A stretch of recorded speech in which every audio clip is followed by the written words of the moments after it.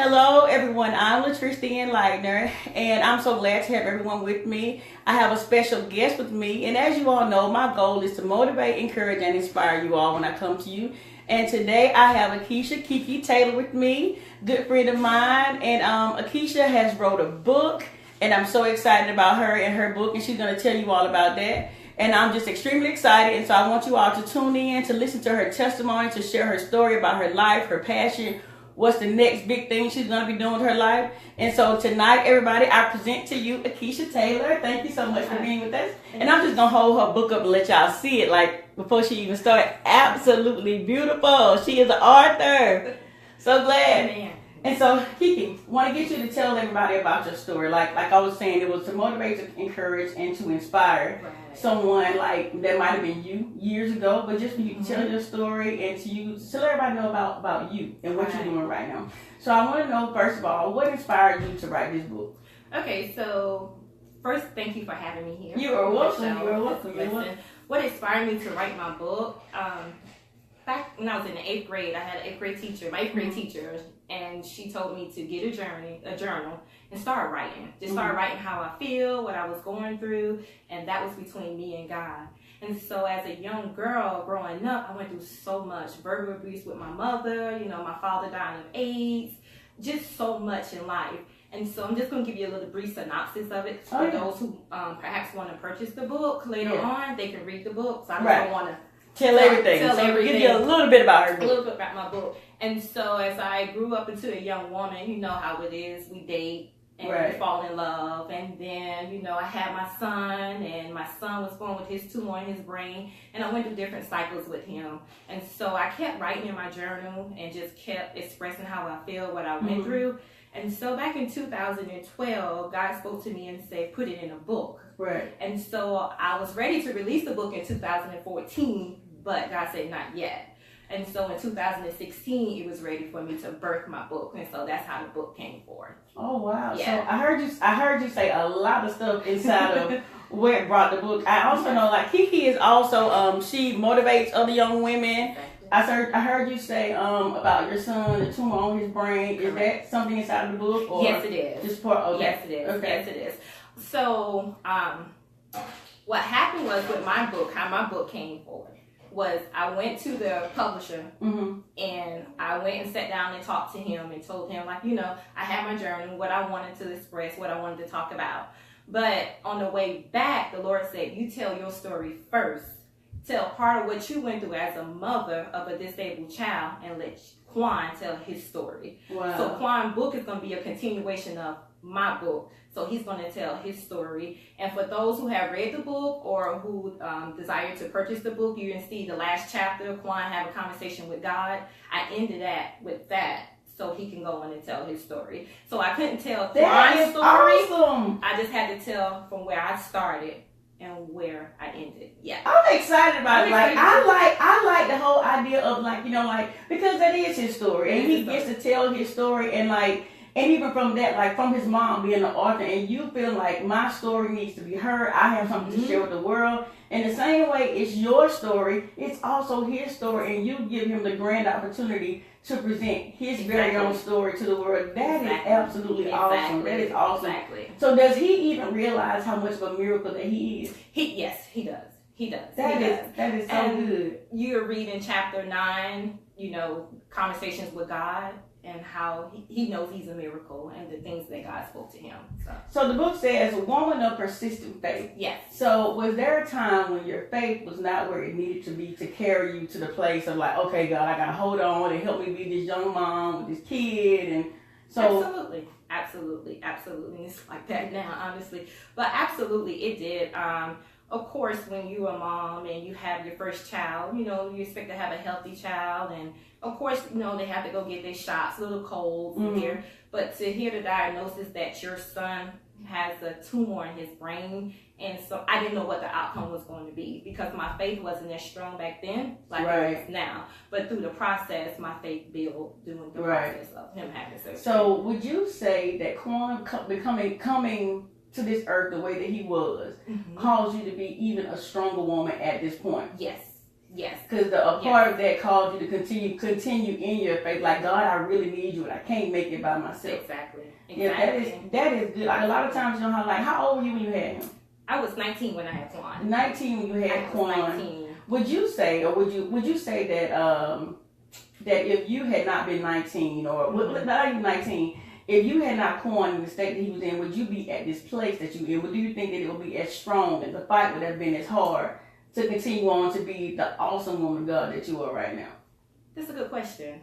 I don't know. I'm not necessarily sure. Like, what I'm it would not be. sure. Yeah. Because when I had Quan and what he went through, it's like, okay. I remember the word of God, but I didn't apply it because I was going through with my son. Right. And so if Quan wasn't here, I'm not sure how I would be or where I would be. Right. Yeah. Right. Yeah. But I think it's awesome for him to be here, and it calls you to be even more stronger in God. Like, I did, because a lot of times when stuff comes to people, we question, well, why me, God, and why did I have to go through, and why did I have to deal with? But we never know how something is going to make us be even greater. Exactly. Like, if it had not been, like, so now you're stronger, now you're more positive, and like now a part of your purpose is that you found out is that to pursue encouraging other women that are in the position that you're in. That's correct. Yeah. That's tell me about that. Like, you said that you motivate, encourage, inspire. Same thing that I do. Like, and then when you say women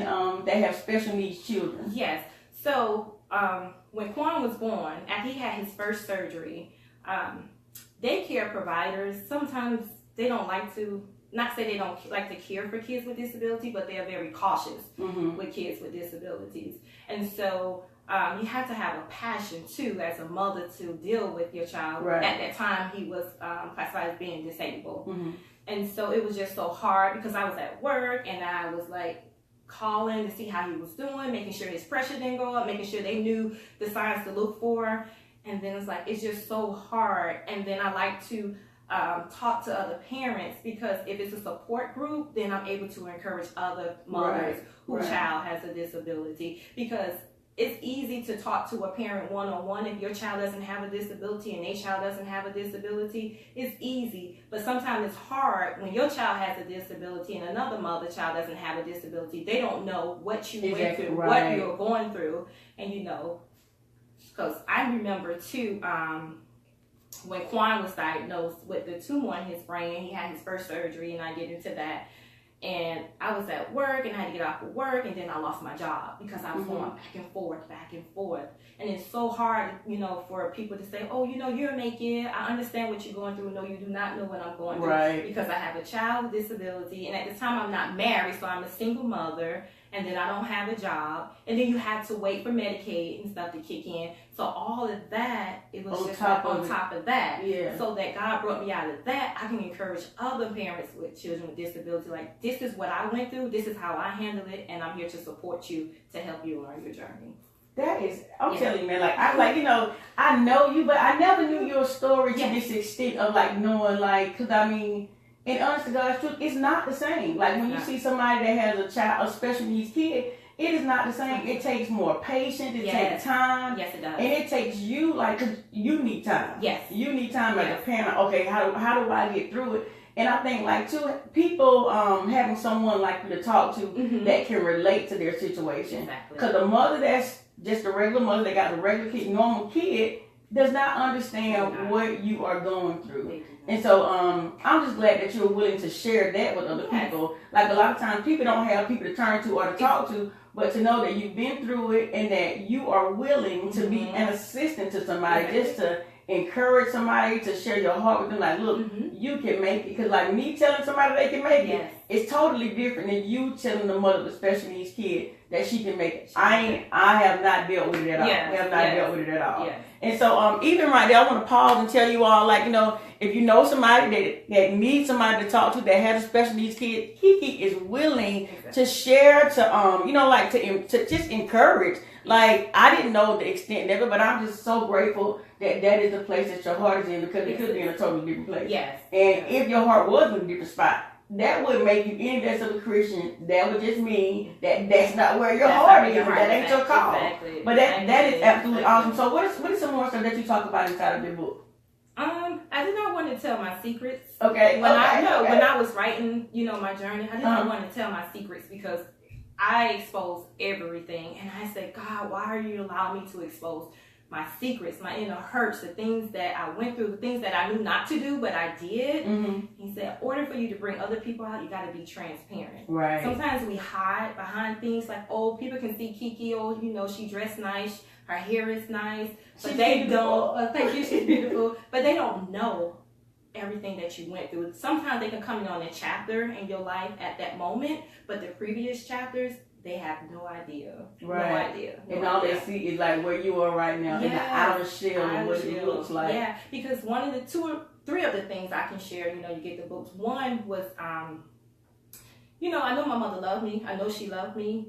But, to suffer verbal abuse, like, black this, black that. And then I look at myself, I'm black, and I'm like, okay, I'm not worthy, I'm ugly, because I'm black or I'm dark. Yeah. And, your mother implanted that inside of you. So growing up, you always felt like, okay, well, something's wrong with me because I'm black, because what my mother told me. Right. And then my father, he did drugs. And so his lifestyle was everything to him, And I hope you understand what I'm saying. Like, when you're on drugs, that can be your life, that could be your kids, because you are focusing on that at that moment. Right. And so by him being on drugs, he, died of AIDS. And so I didn't want to expose that, but I had to, because I'm like, God said, you're not the only one. Right. And then this was the hardest one, and I'm not, I was like, God, I don't want to share this. I do not want to do this. This is my secret. I know not to do this.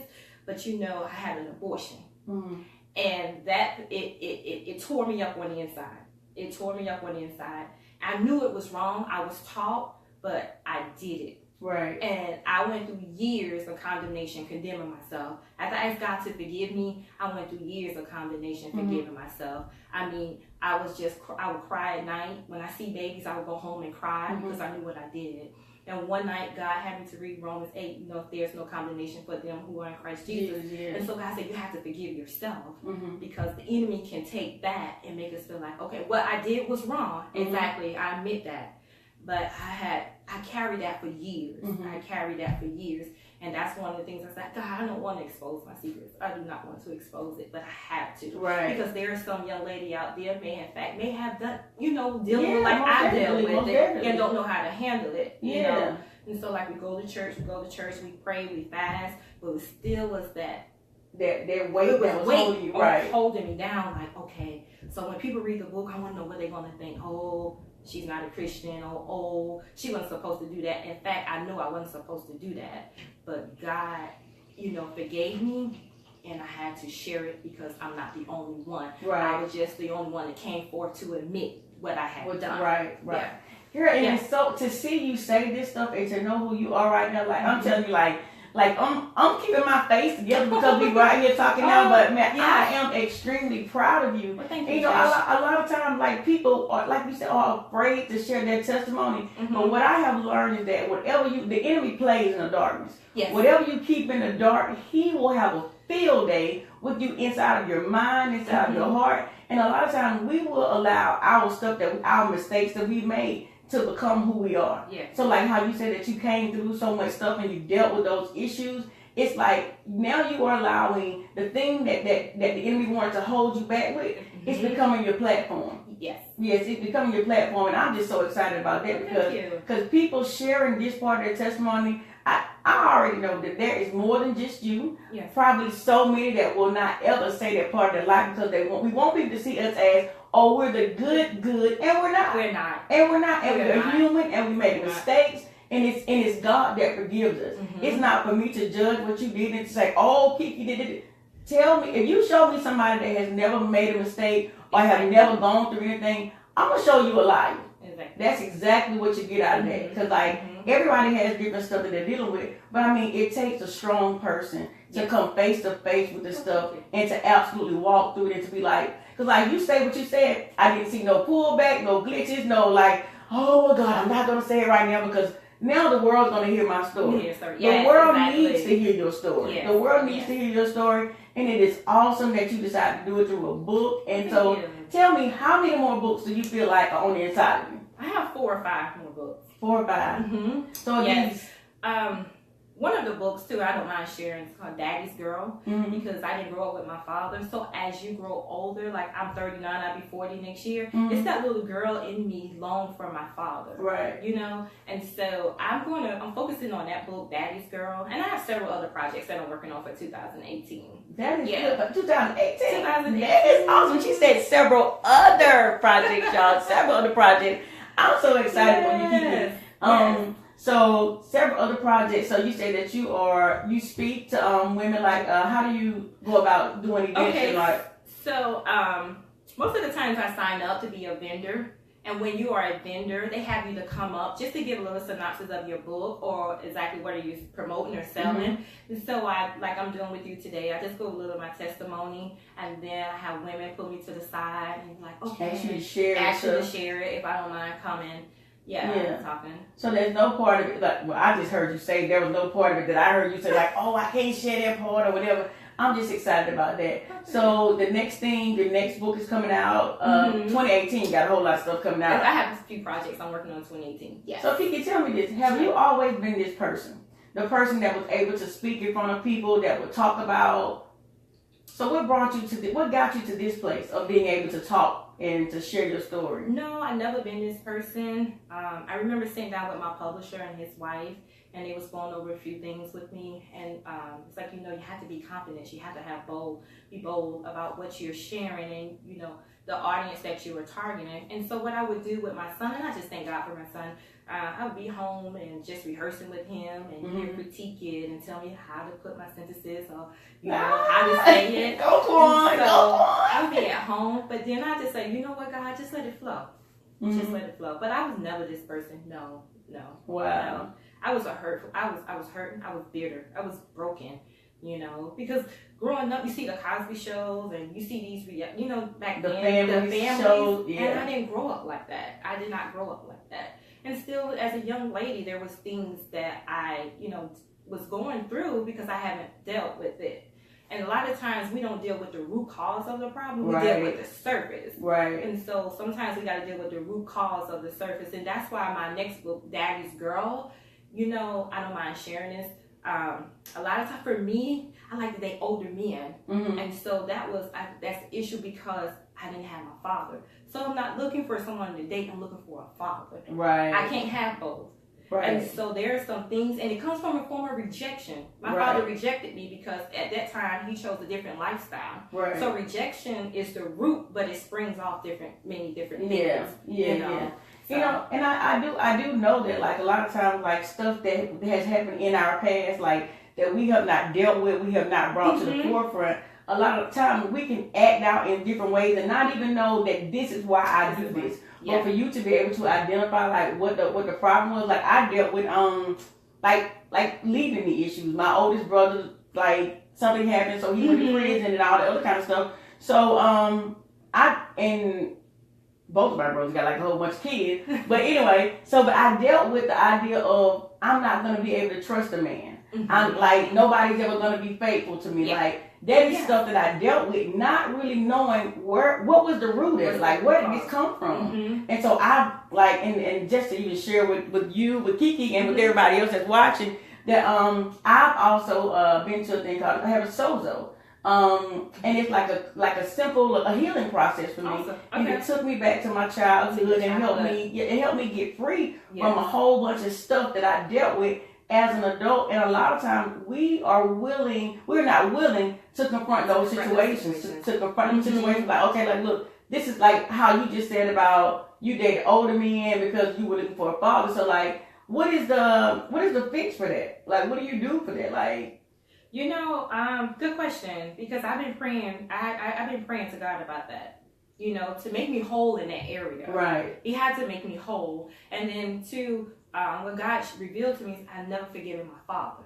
Oh. No, he's not here. I never forgiven my father. So by me not forgiving my father, I carry my father. Right. Right. Makes a whole lot of sense. So I'm looking for that father figure because I'm still carrying my father. I never had a father to sit down and talk to me. It's like, this is what you do, this is what you don't do, Right. I never had that. So about a week ago, I started praying. I was like, okay, God, I got to release myself from this. Right. As I was writing my next book, I got to release myself from this. So I had to forgive my father. Right. That's one thing. I had to forgive my father. That is good. So to everybody that is watching, man, forgiveness is a major part of our next phase of life. It's a major part of like us getting to become great. Then I just think like if you don't forgive, like you said, you're carried away. And so it's like, do the people that hurt us or took us through whatever they took us through, do they deserve to continue to be in our lives and allow us to carry them? Like, it's like baggage.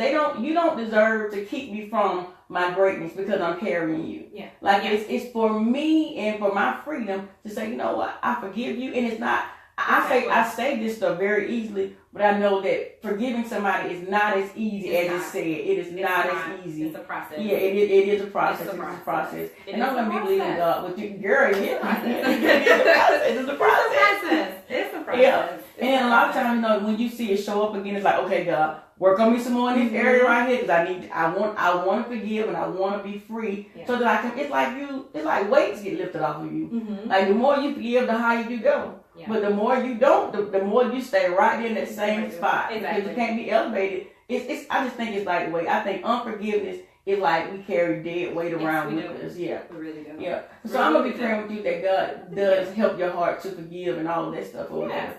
And so the forgiveness. So the next phase of walking through this book, Corn writing his book, and you doing speaking engagements. It said that you empower young women, single mothers. Yes. And you said you were 19 when you had Corn. Mm-hmm. Right. Mm-hmm. And so like a lot of people see you and they just see, oh man, Kiki is the bomb. She look good, got everything going on. But people don't really know the story behind it. They do not. My book was released November the 6th, 2016. Mm-hmm. So from November 2016 till now, it was a journey. Mm-hmm. I've learned. I grew because of some things that I went through after releasing my book, and so it taught me a lot. It taught me a lot too. After my book was published. And so, like you said, people see Kiki, they think, oh, I had to make some sacrifices to get to these conferences. And, when writing a book, you have to have like a financial saving. You have to save. Right. Because you have your book, you have your marketing. There's a whole lot that comes with just, it's more to just writing a book. And so, they see me and it's like, oh, I have it together. No, because like last month, I just lost my job last month. Mm-hmm. And so it's like, okay, now I have this book. I have my son in college. I have a house. I have a car payment. I have all of this. And I was like, okay, God. And so I had to go back to my book, Woman of Persistent Faith. Right. And so in order to teach other women to have persistent faith, what I'm going through now is also just like, I'm encouraging myself through the process of it all as well, too. Right. Because I remember once upon a time, if I would have lost my job 2 or 3 years ago, I'd be pouting, I'd be crying. But I praise myself. I praise the Lord through the whole ordeal of it and just through everything. I just praise. So I know there was growth in the area there too. And that's I don't have it together. I do not have it together, but I don't go outside my house looking as if something is wrong. Right. No, right. You don't have to like, oh man, that is absolutely awesome. You don't have to carry your situation. No. Right. No. You don't have to carry it. Another thing too, like you give it to your daddy. Yeah. And as easy as that sounds, in this situation, we have to. We have to give it to our daddy. Like know that like I heard a song the other day. It was like my faithfulness. No, my confidence is in His faithfulness. In His faithfulness. It's in His faithfulness. Mm-hmm. And that is like I have to, and even with your book. Remembering, going back to this book, saying, you know what? I'm a woman of persistent faith. Yes.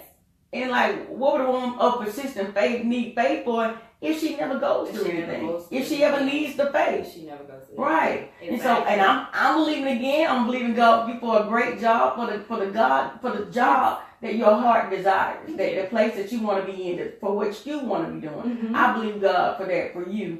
And man, I'm telling you, that is key. I'm telling you, like people see books and they see stories and they expect to see the fabulous life. But this is the story, the person behind the book, And the testimony is still being written. Still being The testimony is still being written. Yeah. Yes, it's still being written. Yeah, man. I'm absolutely excited for you. But thank you, I'm expecting great things from you. Like even in this, I'm expecting greatness to keep on coming out, and for you to keep on birthing even through your triumph. To keep on birthing. That is absolutely awesome. So I want to get you to share with some young woman that will be in the place that you're in. Like let's just say the 19-year-old girl. Yeah. Speak to her right now. Encourage her heart. Sure. I just want to encourage you, if you're watching, or if you're not watching, if you happen to watch this later, hold on. I know it's easily said than actually holding on, but you have to find somebody who you can trust, someone who can pray with you, pray you through it, and also do like I did, get a notebook, go to the dollar store. In fact, just contact me, I bring it to you. Get your notebook and a pen and just start writing your feelings, how you feel. And healing do take place once you start writing it down and seeing things come up out of you. Right. And so I just want to encourage you, really just hold on. So I want to say to you all that are watching, that this is not the end of me and Kiki together. So my goal is that for me doing what I'm doing, motivating, encouraging, inspiring, and because we do the same thing, we are going to get together and we're going to do something and bring something out so that you all can come be a part of our event. Yes. And I want to encourage your hearts, man, wherever you are in life, whatever you're going through, don't forget that right now you are writing your testimony and that your story is not done yet. That's so right. No matter what people see when they look at you right now, no matter what they think about you right now, know that your story is not done yet. This is, as long as you're alive, you still have opportunity to write your testimony. Kiki is still writing her testimony, and everything has not been unfolded yet. Greatness rests. Kiki, this is what I feel like. I'm just going to speak into your life right now. So I believe that there is so much more to come to you, that this book is just the beginning. This is like groundwork of the elevation that you'll go to. That I can see right now inside of my mind's eye, doors just swinging open. And you get to choose which doors you want to walk in. You get to choose, because you are a woman of persistent faith. You get to choose where you want to walk in. I'm telling you, man, the rejection, the hurt, the pain, God is healing. God is even still mending gaps. I can just see inside of my mind like needle and thread. I can just see stuff being mended back together. I'm excited. I'm so excited for Kiki. I don't know where he's gonna take her with this book, or even if it'll be with this book. But just because you are who you are, he is going to allow everything that the enemy tried to throw at you. I just can see step ladders. Everything, it's like every bit of hurt every time. It's like you'll step up higher, you'll step up higher, and man, I just see brand new ground. I'm excited, Kiki. I just can see brand new ground. I feel like I hear God saying brand new territory to walk in, new territory, and an army of people that will surround you and lift you to the top. That will undergird you and lift you to the top, that will help you carry your story. That as you as a person, like the love, the care, the concern that you have always desired, God is gonna put you in an arena of people that are gonna like you're gonna probably like, okay, look, it's too much at one time. But the love that you have always desired to feel, God is gonna put you in that arena of people that will shower down on you. Man, I'm so excited for you. Thank you so much for coming on my show. You all, this is Kiki's book, Woman of Persistent Faith. Kiki, how can they get this book? Yes, I just want to say one thing too before I go into that. To the 19-year-old lady that Trish asked about earlier too, I also want to encourage you to, just pray. A lot of times people think we have to get on our knees and say this big, long prayer. You can pray from your heart. You can pray while driving. You can pray while taking a shower. You can pray while cooking. You can pray while you're at work. And ask God to lead and guide you. So if you're dealing with rejection like I did, there are scriptures for that. You get the scriptures and you write it down. And I just want to share that with So with the scriptures, I remember, I've heard people say so much with the scriptures, you get them and you put them in places that you always see. You always see. When you're driving, you get sticky notes and post it. And so, for me, in my house, in my bathroom, on my mirror, I have "I believe God." I wrote that in lipstick, and so I have sticky notes too that I have because I'm always writing. So I have sticky notes too that I go back to. So they help a lot too. So y'all, I just want y'all to confirm me, and not that Kiki needs it, but I'm just looking at her, y'all. The Joker is absolutely beautiful, like beautiful, like being. I promise you, like just like how you. I remember you saying like how you looked at your skin like oh whatever, like yeah.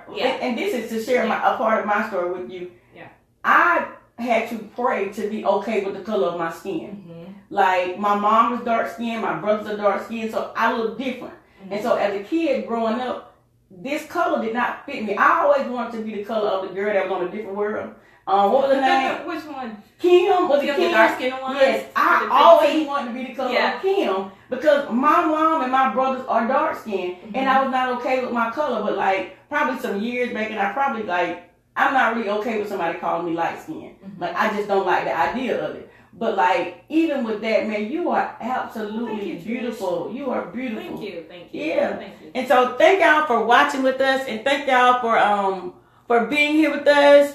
Any questions, comments, or concerns? Did you say how to get your book? I'm about to say. Okay. So you can go to www.akieshataylor.com. That's my website. You can also go to Barnes & Noble, Books A Million, and Amazon to purchase the book as well, too. You all should get it. Thank you all for watching so much. We love y'all. If you have a story